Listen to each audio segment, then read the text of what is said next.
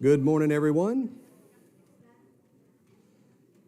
Good morning. It's good to see everybody here. Welcome to the East Main Church of Christ. If you are streaming with us this morning, we are happy that you're doing that. Or you can watch us after the fact. That'd be okay too. And if you're visiting with us, we are especially want to welcome you and ask that you introduce yourself to us so we can get to know who you are.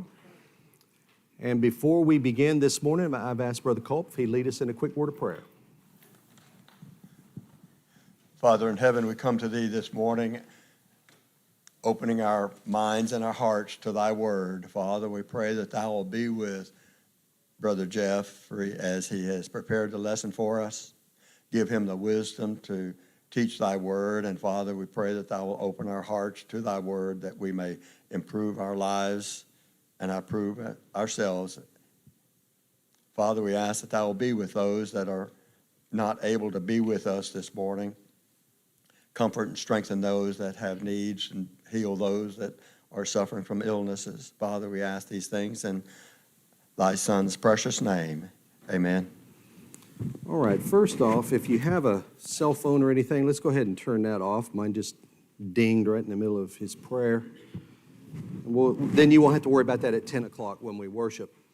Also, it's good to be back. I had to work last Saturday and Sunday, which is unusual. I know it's been probably over 5 years since I've had to do that. But anyway, it feels like I've been gone a month. Shioko and I were walking the dog this morning. I thought, it just feels like it's been a month. But anyway, this morning we're going to continue our study of Acts. We'll be in chapter 26. So if you want to turn over there, and I'm going to grab the trusty thing here. So let me catch us up to where we've been. Oh, and by the way, next week we have a gospel meeting. Okay, it's the fall gospel meeting. So today we'll be in 26. Hopefully we'll finish Acts in November. So probably just a few more weeks, and we should get it wrapped up in November. So we'll have today's class, and then we'll be off again next week. And then hopefully at that point we'll be in and just study it right on out to the end. But that's the plan anyway. Let's see what else, other housekeeping. Okay, so if you remember, so I'll try to catch us up. So if you remember back in chapter 25, so Paul has been in Roman custody now for a little over 2 years. And if you remember, he was arrested at the temple and then brought, finally, we got all that, and he was brought to Caesarea in front of Felix. And Felix has been was recalled by Nero. We talked about that a couple times. And he was replaced by Festus. Okay, so Festus is the Roman governor now, and King Agrippa II is if you say the Jewish king. Okay, so that he's the king that's in charge, and we talked a little bit about that before.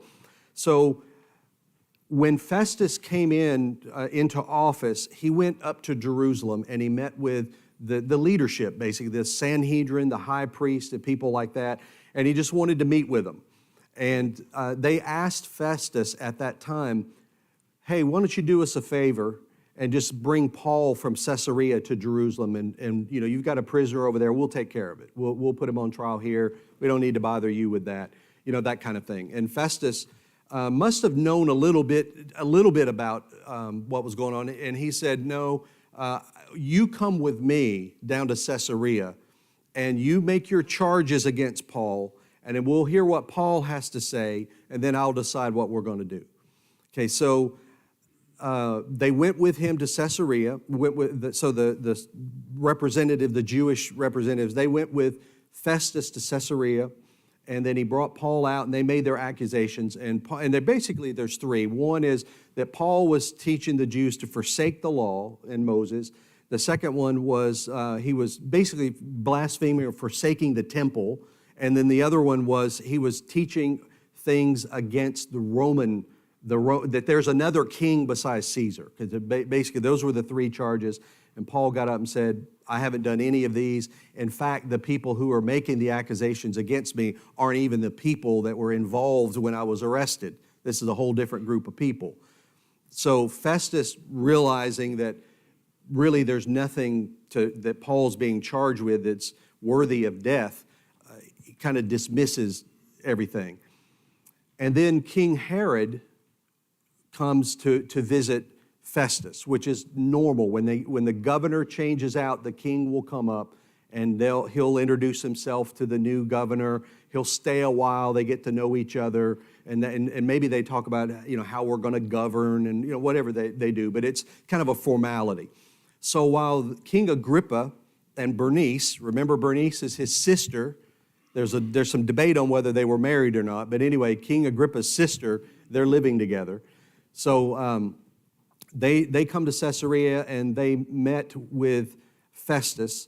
And Festus explained to King Agrippa, he says, I have this prisoner, and he's being accused by the Jews, and he really hasn't done anything worthy of death or anything like that. And he's telling him about the case. And Festus really doesn't know what to decide. He doesn't know how to adjudicate the case. If you remember back when Felix was in, Luke tells us in Acts, and it's just 2 or 3 chapters back, he tells us in Acts that Felix had an accurate understanding of the way. So Felix understood probably Judaism and definitely Christianity, and it says that he accurately understood it. Okay, but Festus, he's new, and he doesn't know. So he doesn't really know how to adjudicate the case. So he's confiding in King Agrippa, who's a Jew. Now, I don't know if he's a practicing Jew, but we'll find out here in just a minute what Paul says about it. But anyway, he confides in Agrippa, and he says, I really don't know what to do. And Agrippa says, let me hear him. He said, I'll hear him. And then Festus says, okay, you'll hear him tomorrow. Okay, so that's where we left off. That's down at the end of chapter 25. Okay, so this morning we're going to pick up with 26. And Brother Ron has agreed, or was what we say at work, he was voluntold to read this morning, but he's always graciously or when I ask him, he always accepts. So we want to thank him for that. So let's read the first 11 verses of chapter 26, please. Then Agrippa said to Paul, you are permitted to speak for yourself. So Paul stretched out his hand and answered for himself. I think myself happy, King Agrippa, because today I shall answer for myself before you concerning all the things of which I am accused by the Jews, especially because you are expert in all customs and questions which have to do with the Jews. Therefore, I beg you to hear me patiently. My manner of life from my youth, which was spent from the beginning among my own nation at Jerusalem, all the Jews know.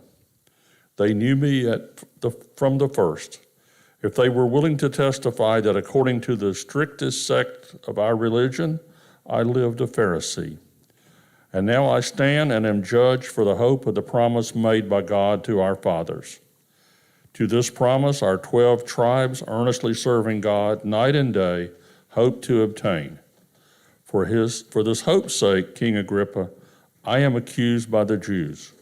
Why should it be thought incredible by you that God raises the dead?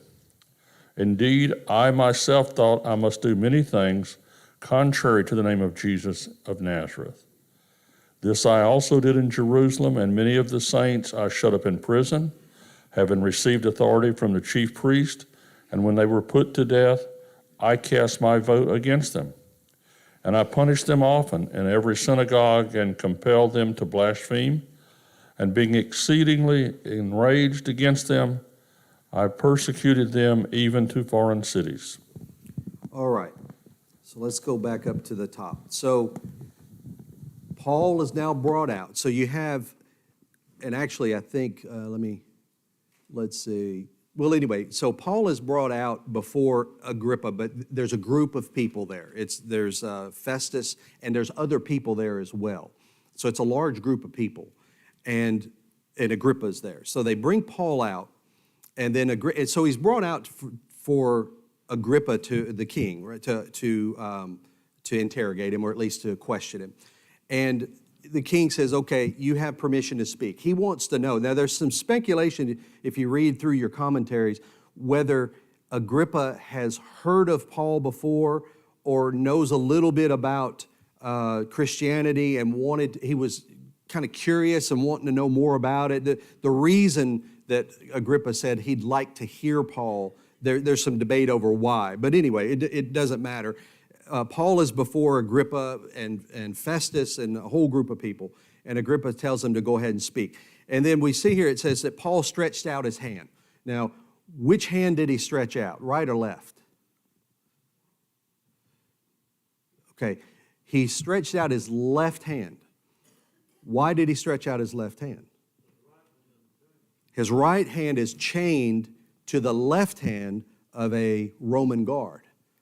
Okay, so if you remember back when he was before Felix, Felix said, I'm going to give him a little bit of freedom. I'm not going to just lock him in a cell. He's a prisoner, but I'm going to give him a little bit of freedom. And we talked about that it's called, I forget what that was called, military something, I forget. There was a term for that, where they chained the right hand of the prisoner to the left hand of a Roman guard. And they allowed his friends and whoever to come and visit with him and things like that. So this has been going on now for over 2 years. So, and then also, you'll see in a minute when we get down to the end of what Paul is saying, he says that he's in chains. He'll tell us. So you'd have to read a little bit ahead to know that. But anyway, his right hand is chained. So he stretches, now unless the guard, allows his left hand to go up in the air, when he reaches up with his right or something, but probably not, probably his left hand. But anyway, he stretched forth his hand, and then he makes his defense, okay? And then he says, in the next, verses 2 and 3, he says, I consider myself fortunate to be in front of King Agrippa. So why is he considering himself fortunate to be addressing Agrippa? So that's in verse 3, right? So in verse 3, he says, so in 2, he says, I consider myself fortunate that I'm before you, King Agrippa, and I'm going to make my defense today. In verse 3, he says, especially because you were familiar with all the customs and controversies of the Jews. So before Festus doesn't really know the customs and controversies of the Jews. And if you remember, Festus asked Paul, when he heard the case a chapter or 2 back, he said, Paul, what would you rather go up to Jerusalem and be tried? And he's basically saying, I don't know how to adjudicate this. And, and this is stretching it a little bit, but, I may make the wrong decision. I don't know how to adjudicate it. Wouldn't it be better if you went up to Jerusalem? Now, Paul knows if he hands me over to the Jews, they're going to kill me. Okay, so he knows that, right off the bat. Jim, you got a comment? You got to maybe turn it on. I was going to say that he also didn't know what to tell Caesar. Yeah, that's right. You don't send him to Caesar unless you've got a charge against him, and he doesn't know what to charge him with. That's right. That's it. I believe that's at the end of 25, I think. Is that where we are? Let's see. Yeah, 27. Right. I'm glad you brought that out because I missed that when we went through that. So when Paul appealed to Caesar, and Agrippa says, Festus says, to Caesar you've appealed, so to Caesar you will go. Festus didn't really know what to write. Normally you send the prisoner up there with some kind of document that says, here's what who he is, he's a Roman citizen, here's what he's been accused of, here's why he's before you. There'd be some explanation. So when, in this case, it may still be Nero, when Nero sits down and he reads the letter and he says, okay, now I know why you're here and who you are and all of that kind of stuff, then he can make some kind of decision. And Festus is saying, I don't know what to write. Okay, and so that's part of this examination here also is to know what to write in this letter when he sends Paul up there. Okay, so Paul's standing there and he says, so I consider myself fortunate to be in front of Agrippa because you know the customs and the controversies of the Jews. Okay, and again, Festus did not. And he says then, just listen to me patiently. All right, so then Paul, he goes into who he is, basically from verses 24 on for the next few verses. And he says that my manner of life from my youth, okay, so from my youth, spent from the beginning among my own nation, where is Paul from? So Paul is from Tarsus. What area is Tarsus in? It's Cilicia. So he's from Tarsus, is the main city in Cilicia, because so that's where he's born and where he was a child. But then also we know he came to Jerusalem and he studied at the feet of Gamaliel and all of that, right? So he's saying, from my youth, from Tarsus to Jerusalem, he's saying, everybody knows this. All the Jews know me. They know who I am. Okay, that's what he's saying there in verse 4. This is all known. Okay, so none of this is a surprise to anybody. And then he says there in verse, and going on into verse 5, that, and they've known for a long time, if they're willing. So sometimes today we'd say, look, I want you to tell your story. I want to put you under oath. Okay, so I want you to be under oath, and I want you to tell us what you know. That's kind of what he's saying. If they were willing to be under oath, here's what they would tell you, is what he said. So he's saying if they're willing to testify, and he says then, according to the strictest party of our religion, I have lived a Pharisee. So Paul was a Pharisee. Now, if you remember back when he was before the Sanhedrin, there was a huge argument there between the Pharisees and the Sadducees. And that argument, and he'll say here again in a minute, all along, and he said it more than once now, is his belief on a resurrection. So he's telling them that's really the crux of this whole thing. The reason the Jews are accusing me is because of my belief in a resurrection. So the Sadducees and the Pharisees, so they're at odds with each other. So he's saying here that he was a member of the strictest party. So the Pharisees were known as the strictest party. And the word Pharisee means to set aside. So the Pharisees, if you remember, they would withdraw themselves from the people. And if you remember that, the prayer, God, I'm thankful I'm not like this sinner. They separated themselves. Now, the Sadducees didn't. The Sadducees were aligned with the Roman government. And if you remember back when he was in front of the Sanhedrin, the high priest I mentioned that back then, the high priest was a Sadducee. One thing I didn't tell you, we talked about the Sadducees being aligned with the Roman government and things like that. One thing I forgot to mention back then that I remembered this morning is that high priest, when he was no longer in office, I guess when he retired or they switched him out or whatever, within 5 years, so where we are now, it'd be just within like 5 years in history where we are now, zealots killed that high priest. And they were anti-Roman zealots, and they killed that high priest. And the reason they killed him was because he was corrupt and aligned with the Roman government. He was too aligned with the Roman government. So they killed him, some anti-Roman zealots. So that is just a piece of evidence to show you how aligned the Sadducee party was with the Roman government. So anyway, Paul says, I'm a Pharisee. And if you remember, the Sadducees do not believe in a resurrection, the Pharisees do. And Paul goes on here in just a second to say, this is the problem. This is why I'm being accused. So in verse 6, he says, then I now stand here on trial because of my hope in the promise made by God to our father. That hope, we'll find out in just a second, that hope is the hope of the resurrection.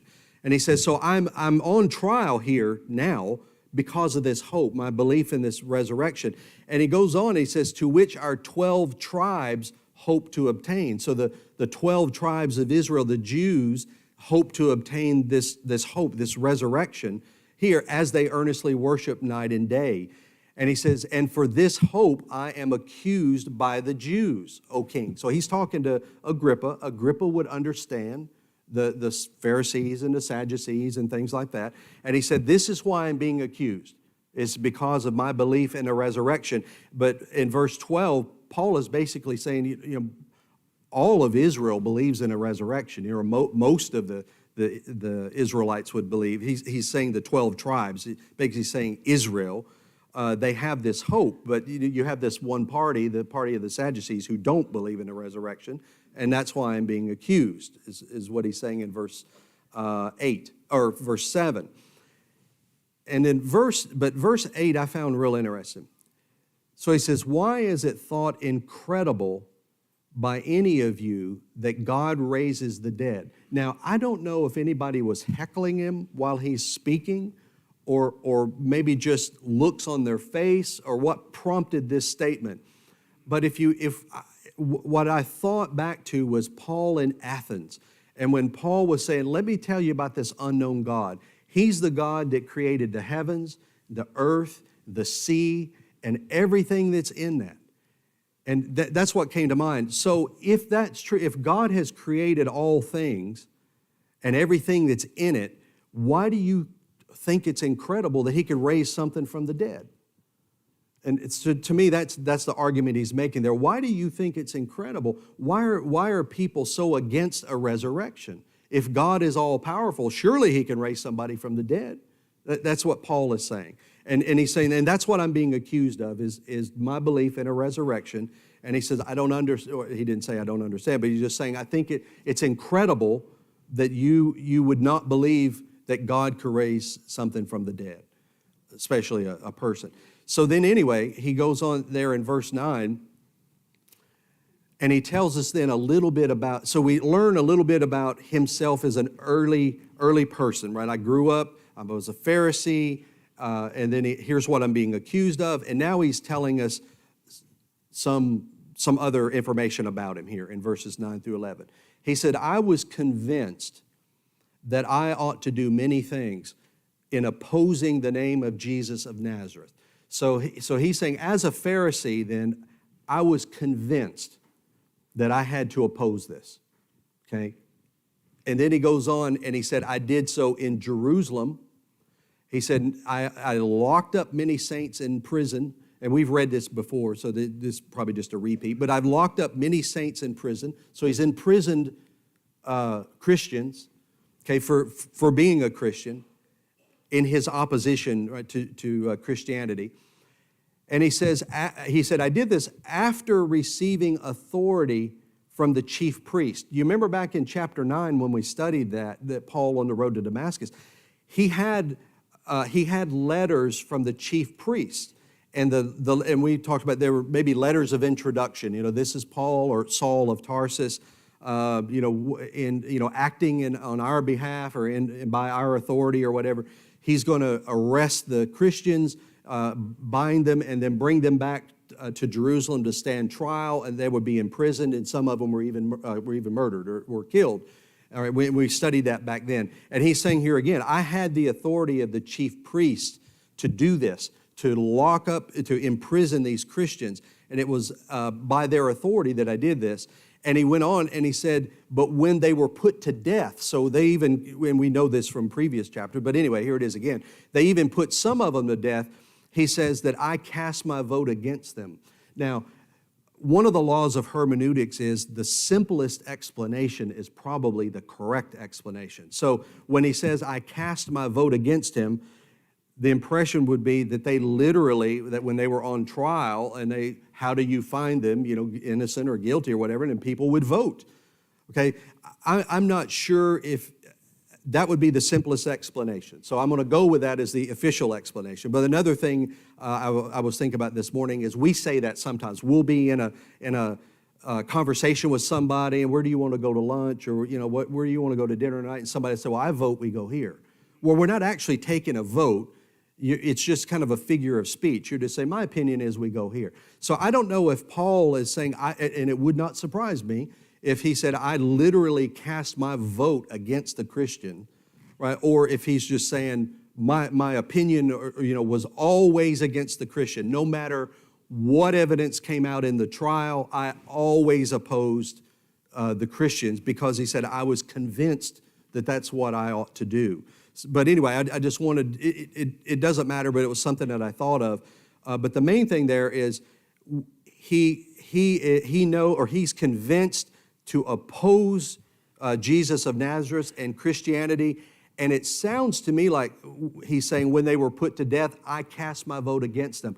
He wasn't listening to them to determine guilt or innocent. He's casting his vote against the Christians. He's convinced, I have to oppose this, and I'm casting my vote against the Christians. Okay. Says what? Yes, that's what the ESV, so the New King James and the ESV read the same thing. He said, I cast my vote against them. Yeah. Okay. And then he goes on in verse 11 there, and I punished them often in all the synagogues. So, I don't know if he went in the synagogue and found them there and he punished them, which he probably would, or if he found Christians out in town and dragged them into the synagogue, being away from Jerusalem somewhere, dragged them into the synagogue and punished them in the synagogue. But the main point is he's saying that I went in the synagogue and I punished them in the synagogue. Right? Wherever he found them, he said, I punished them often in all the synagogues, and I tried to make them blaspheme. He probably tortured them. He's wanting them to blaspheme Jesus. Okay, you believe so strongly in this man Jesus, let's just see how strongly you believe in him. And they most likely tortured the Christians to get them to blaspheme Jesus. All right, and then he finishes up here in 11. He says, and in a raging fury, he's very angry. So in a rage and fury, he says against them, that'd be the Christians, I persecuted them even to foreign cities. Now, immediately what I think of is foreign city would be Asia, Europe, like that, but it's not actually. When we think about the church and where it started and how it started in Jerusalem, and then around Jerusalem is Judea, okay, and then a little bit further out is Samaria, and then beyond that is the foreign cities. So when he went up to Damascus or when he was in Antioch, he's actually in foreign cities. That's out of the Holy Land, if we could say that. He's out of Judea. He's on up into what's modern day Syria. So he's on out of there. Now, one thing I wanted to point out there is if he's in a foreign city, think about how risky that would be for him to go into a foreign city and all of a sudden just start arresting people and dragging them into the synagogue and beating them or doing whatever he's doing to them, binding them and dragging them back out of that foreign city to Jerusalem. And so just think how risky that would be. The authorities in that foreign city may say, hey, what are you doing? You don't have authority here, right? But Paul was so zealous and so convinced that he ought to oppose Christians, he went into foreign cities. And that was in chapter 9 on the way to Damascus, which would be a foreign city. Okay, and he'll mention that here in just a second in verse 12. Okay, so are there any comments or questions so far? So he's talked a little bit about him, how he grew up, and everybody knows him, that how he persecuted the Christians under the authority of the chief priests, okay, and all of that, and that we see his conviction that he was convinced that this is what he ought to do. Brother Greg?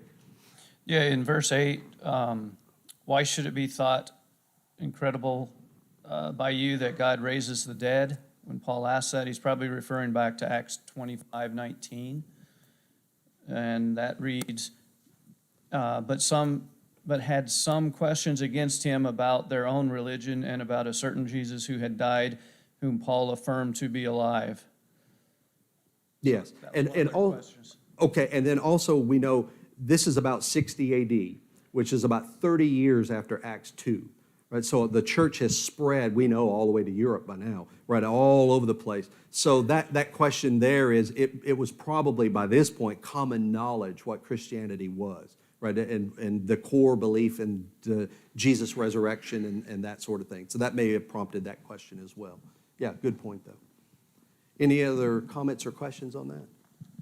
Oh, right over here. You got to raise your hand up high because they're out behind you. Oh. The arthritis in that shoulder. Yeah, go ahead.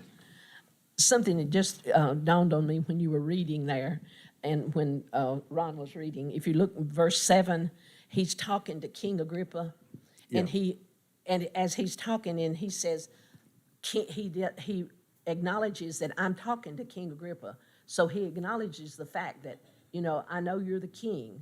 And then if you go on down there in that verse that you just read, and I don't remember what it was. Let's see.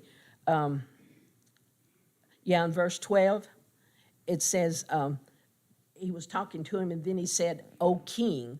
So he's trying to keep, in my mind, I'm thinking, he's trying to let the king know that, hey, I know you're the king, and I know you're in authority.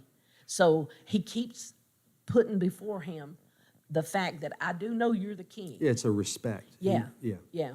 Also, one thing I didn't mention in verse 7, where he says, to which our 12 tribes hope to attain. So he may be including the king as a Jew, and that to be our 12 tribes as well, trying to make that connection there to the king. Any other comments or questions there? Okay, let's then, Brother Ron, let's just read on. Wow, I don't want to read all the way out to that. So let's read on, how about 12 through 17? While thus occupied as I journeyed to Damascus with authority and commission from the chief priest, at midday, O king, along the road I saw a light from heaven, brighter than the sun, shining around me and those who journeyed with me. And when we had all fallen to the ground, I heard a voice speaking to me and saying in the Hebrew language, Saul, Saul, why are you persecuting me? It is hard for you to kick against the goads. So I said, Who are you, Lord? And he said, I am Jesus, whom you are persecuting. But rise and stand on your feet, for I have appeared to you for this purpose, to make you a minister and a witness both of the things which you have seen and of the things which I will yet reveal to you. I will deliver you from the Jewish people, as well as from the Gentiles, to whom I now send you, to open their eyes in order to turn them from darkness to light and from the power of Satan to God, that they may receive forgiveness of sins and inheritance among those who are sanctified by faith in me. Okay. So he's talking in verse 11 then, I even went into foreign cities to arrest these Christians. And then in verse 12, in connection with this, okay, he said, I journeyed to Damascus. Now, Damascus would be a foreign city. He said, I journeyed to Damascus with the authority and commission of the high priest. Okay, so the high priest gave me when he says commission, I'm just thinking of letters. So, but anyway, he had the authority, he had some letters we know back from chapter 9, I believe. And we were on our way to Damascus, okay, to arrest the Christians. And then at midday, and if you're interested in this, you go back to 9 and just read chapter 9 again, and you'll have that account as well. But he says, then at midday, then this bright light from heaven, then brighter than the sun, and it shone around me and those who journeyed with me. Now, if you remember, Paul was blinded by that. Okay, that light, or it was more supernatural, but Paul was blinded from that experience there that he had. So anyway, it says that this light is shown all around me, and this voice spoke to me in the Hebrew language. Why do you think he mentioned that he mentioned that he spoke to me in Hebrew? What do you think? I think, we don't know, but I think Paul is speaking to Agrippa and Festus in Greek. I think he's addressing them in Greek. The reason I say that is, at first, I thought he's addressing Agrippa and he's speaking Hebrew. But when we get further down, we see Festus will react to what Paul says. You'll see that further down. He'll say, your education has driven you mad. So Festus, unless somebody's translating, which there's no indication that they are, Festus' reaction like that means he understood what Paul was saying. And so I think Paul is addressing them in Greek when he's speaking. But anyway, that's just my guess there. But anyway, in 14, then he says, I hear this voice speaking in Hebrew to me, Saul, Saul, why are you persecuting me? It's hard for you to kick against the goads. Now, a goad it's a stick. It's about 8 feet long, and from what I read, it tapers. So there's different kinds here, but it tapers down a little bit. So you goad, right? We'll say we goad the oxen or whatever that's pulling the plow or pulling a wagon or whatever. It's a goad. But there were some who sharpened it. They brought it all the way down to a point, and those goads were used as weapons as well. So it would come all the way down to like a spear point, but it was an 8-foot long, pole that's sharpened down, and then they would just prod the oxen and things like that with it, and that's what a goad was. So he's saying then it's hard for you to kick against that goad, right? If that goad is sharp and you're kicking against it like that, you're hurting yourself by kicking against the goad. So anyway, we say that, and then that first part where he says, Saul, Saul, why are you persecuting me? Okay, we talked about that back in chapter 9 when we asked the question, what does Jesus mean that Paul is persecuting him? So Jesus is saying, Paul, you're persecuting me. What does he mean by that? The church is his body. The church, right. So the church is the body of Christ. Christ is the head. When you persecute the church, you're persecuting Christ. That's true today. That's still true today. So that's what he's saying there is that Paul, you're persecuting me, okay? And then he goes on, we read the account here, who are you, Lord? And the Lord said, I am Jesus, whom you are persecuting. So remember, this is 30 years after Acts chapter 2, so the church is well established by this point, and it's all over the place at this point. And I think Brother Wynn pointed out a couple of weeks ago, there would be a strong church in Caesarea as well.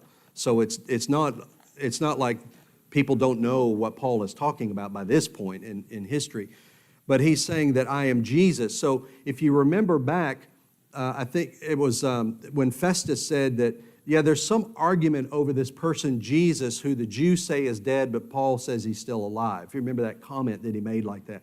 So anyway, so when he says that here, I am Jesus, anybody who knows anything about Christianity here would say, oh, hang on, there's that Jesus that he mentioned, and he was crucified, but yet Paul is saying he met him on the road to Damascus. Right? So people would start putting that together. But anyway, he says, I am Jesus whom you are persecuting. He says, but rise on your feet.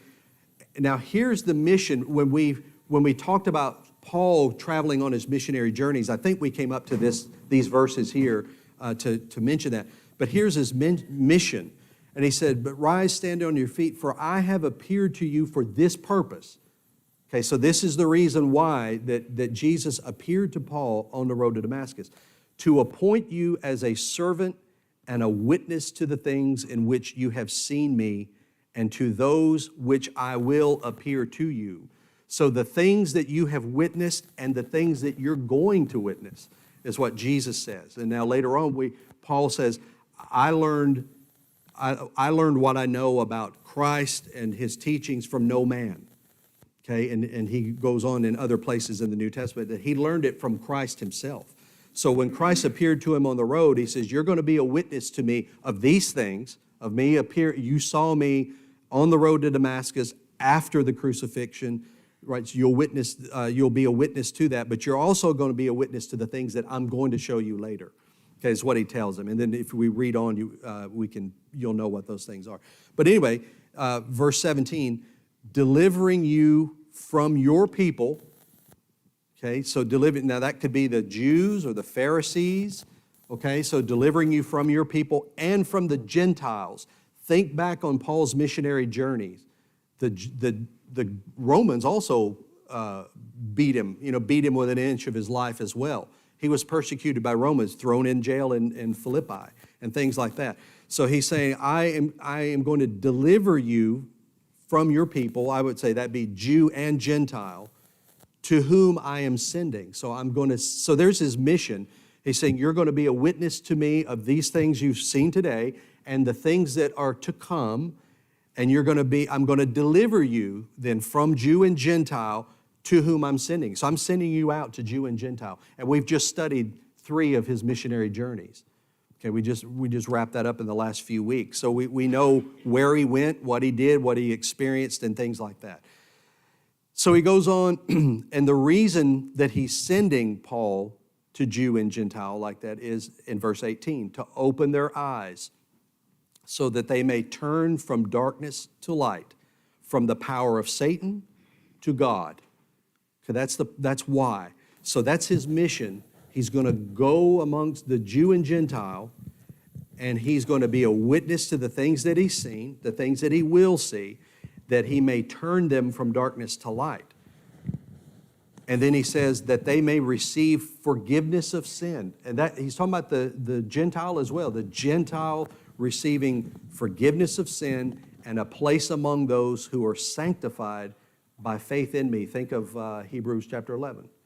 All those saints that are, that chapter of faith, the hall of fame, that we call it sometimes, the hall of faith. And he's saying that that those Gentiles may have a place among those saints, is what Christ is telling them there. And so this is Paul's mission. That's and like I said back in chapter 9, I think we came up here and read these verses.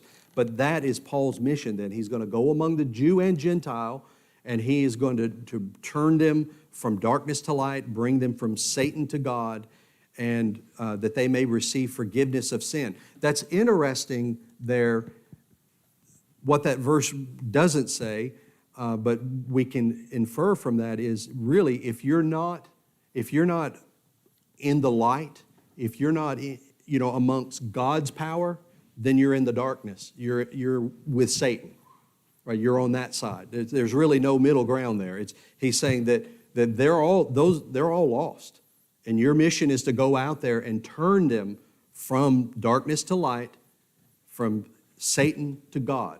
It's like there's only one of two places that you can be. And that's something that we can infer from reading that. And that applies to us today. One thing I've mentioned a couple of times, but to just keep in mind as we read, this applies to us today. What's going on here in these scriptures applies to us today. Right here. That's why, we just recently wrapped up the evangelism seminar. And that's why it's important to go out and evangelize, is to turn people from darkness to light, bring them from Satan to God. Okay, and he says, and then he goes on to say that they may receive forgiveness of sin. So they will receive forgiveness and have a place among those who are sanctified. Like I mentioned, a place among those saints that we read about in the Old Testament, or like in Hebrews chapter 11. Okay, any comments or questions on chapter or verses 12 on through 18? Everybody's real quiet this morning, enjoying the beautiful weather outside, I guess. We have another comment. Joe? My mother can't raise her hand, so they don't. Oh, didn't mean to call you out. That's okay. No, that's fine.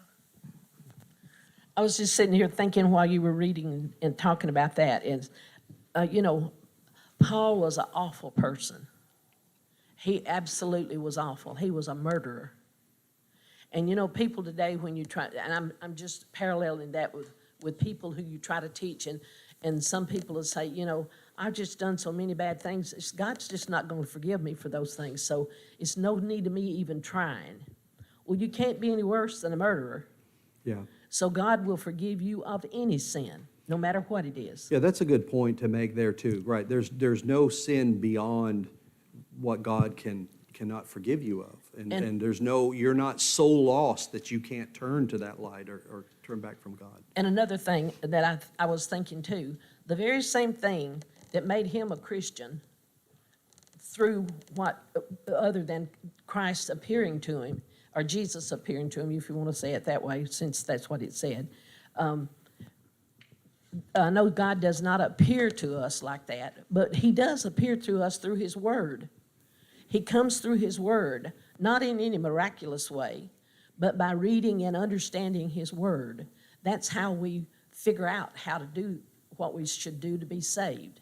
Yeah. And especially for people who have always been, well, I'd say in the church, but really that's what it was, because all my life that's what it was for me. That, as a child, I didn't know anything else but other than what we're doing right now and reading these same verses. And sometimes when you're a child and you hear it all your life, things don't register with you until you get older. So when you get older and you figure it out, that's the time to do it. Don't wait till you're so old that you can't do anything for God. Yeah, good points. Any other comments or questions? We have, right here, so we have 1 minute left. In addition to what going in a little bit different direction from what Nancy said. If we say that we are so bad that God can't forgive us, do we ever forgive ourselves? Do we ever forgive other people?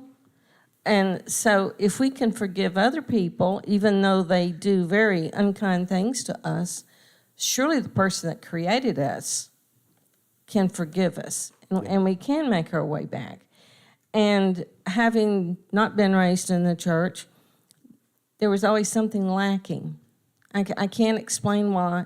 I knew that, but none of my siblings did. But something was lacking. The meat wasn't there, so to speak. Yeah. Okay, next week we have a gospel meeting, so we will come back together 2 weeks from today and pick up where we left off.